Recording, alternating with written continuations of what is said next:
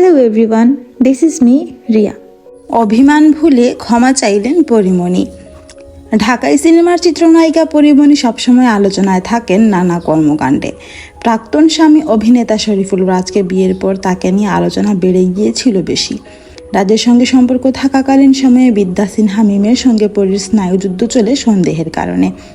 এখন সময় বদলেছে, রাজপরী দুজনের জগতে কাজ করছেন, কিন্তু মিমের প্রতি সেই রাগ খুব গলে পানি হয়ে গেছে পরীর।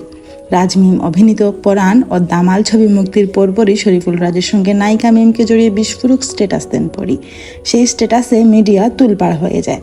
মিমের উদ্দেশ্যে ফেসবুকের এক পোস্টে পরীমণি দাবি করে লিখেছিলেন, মিমের কারণে রাজের সঙ্গে তার সংসারে সমস্যা হচ্ছে।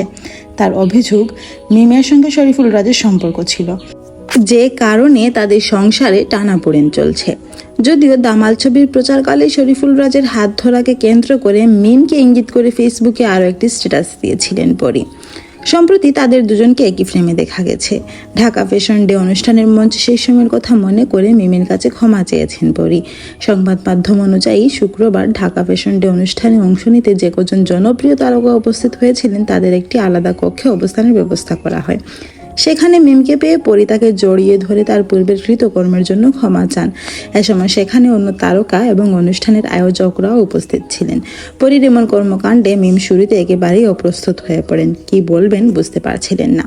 পরী নিজেকে সামলে নিয়ে পরীর সঙ্গে হাসি মুখেই কথা বলেন। এই ঘটনার পরই অনুষ্ঠানের মঞ্চে দুই নায়িকাকে হাস্যোজ্জ্বল ভঙ্গিতে ক্যামেরাবন্দি হতে দেখা যায়। Thanks for watching. Please subscribe to my channel and follow for more.